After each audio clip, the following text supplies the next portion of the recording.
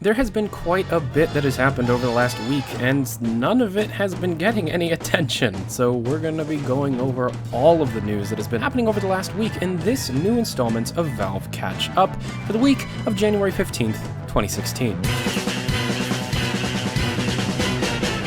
So while not being the most surprising news, still interesting, HTC announced that the Vive pre-orders would be going live on February 29th. And HTC has announced that they will be shifting their focus as a company away from smartphones and more onto VR. Whether or not this means that HTC plans to continue working with Valve is unknown. The one major piece of information missing from this whole announcement, however, is the price points. And HTC and Valve could take one of two paths here. Either Valve and HTC want to compete with the Rift, which means that they would have to price accordingly. Or two, and this is more likely, Valve and HTC view their headsets as something completely different and substantially more advanced than the Oculus, making the competitive price unnecessary. HTC and Valve may feel that the Vive is just the premier headset and the Oculus Rift is just the everyman, meaning most people would have to buy the Oculus and the people that can't afford the enthusiast-grade material would be the Vive owners. This idea is further pushed by HTC because HTC's many PR people have stated things along the line of HTC Vives being the most premium VR experience and that the price would reflect the experience accordingly. So the people out there that are saying that the Rift's price is too high and you're just going to wait for the Vive's announcement,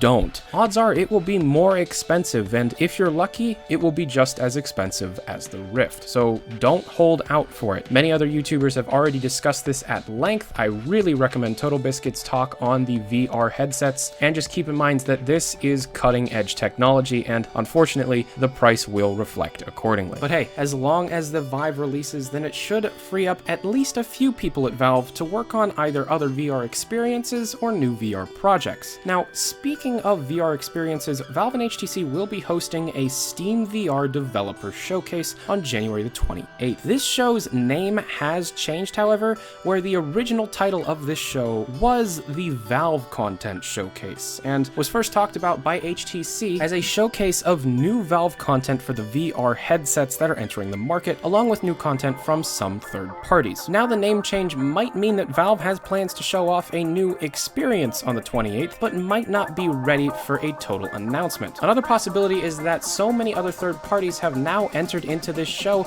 it wouldn't make sense to just call the entire show a Valve Showcase. Whether or not Valve premieres something new, it is known that 10 new pieces of VR software will be premiering at this show. Valve could still very much be premiering some new software, as the name change doesn't change the fact that HTC had a quote stating that Valve would be premiering some content. What exactly this content is completely unknown. It could be a brand new game, it could be another experience the size of the Portal VR demo. It's just nice to be able to know that Valve is developing something. Now we're just going to speed through this one. A person claiming to be a Valve employee wrote up a very large post on the Half-Life subreddit a few days ago, claiming that Half-Life 3 would be taking full advantage of Source 2 with many dynamic and procedurally generated features such as level design and NPC speech. Problem is that the poster offered up no proof of who he was, and when the moderation team of the Half-Life subreddit tried to figure out if this guy was legit or not, all he provided was a picture of a blurry security badge, something very easily faked. On top of all the things that were posted, there was a very large hoax involving the moderators taking down the post and claiming that it was Valve that asked the post to be taken down. That is untrue. That never happened. Something happens to be able to have that post taken down, but Valve did not request a takedown. Now, in regards to the actual information seen within this post, just know that it's completely false. There's so many inaccuracies within the post that it just doesn't make any sense to be able to believe it. Now, I've been sent this Half-Life leak on top of a few others, one including Left 4 Dead 3, many times. Many people excited and asking me, hey, is this legitimate? Almost all the time, anybody that comes out with leaked information is false. Everybody always needs to assume that these leaks are false until some kind of trusted news source or some kind of trusted source of gaming information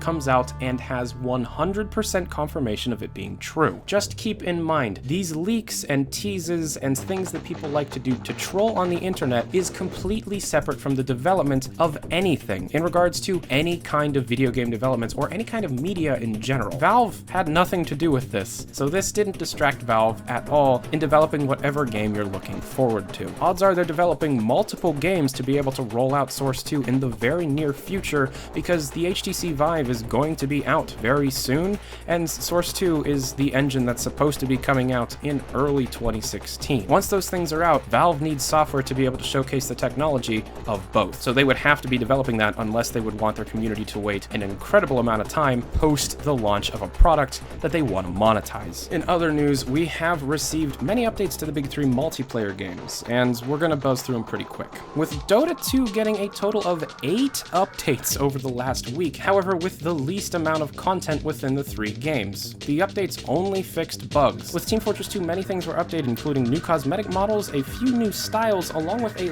large update to Payload Snowy Coast to balance it up and making the map a bit more fun to play, especially at the last point. New Tough Break contract postcards were also added, along with new competitive medals. The Counter-Strike Global Offensive had the most interesting updates, completely overhauling the first-person arm, hand, and glove models in the game to be higher quality and higher definition. However, upon implementation, the animations for these first-person gloves were very buggy, breaking animations and causing a lot of clipping within a lot of the weapon models. Now, it was fixed only a day later, however, it is very odd that something so obvious made it into the game without Valve noticing it before they made the update go live. It makes you question on how exactly Valve beta tests these updates before they're brought out. I really do not want to think that we are the beta testers, even though we're the people that paid for the game. Be it as it may, it is fixed now, and it is very nice to be able to see these new glove models. And anyways, that was all the stuff that has happened within the last week for the week of January 16th, 2016, and this has been Valve Catch Up. If you like this series, please comment down below, and if you don't like it, please tell me in the comment section or at an email. Link to my email is down in the description on how I can improve it, or improve the channel in general. So thank you very much for watching. I'm Tyler McVicker. This is Valve News Network. Have a good day. Adios.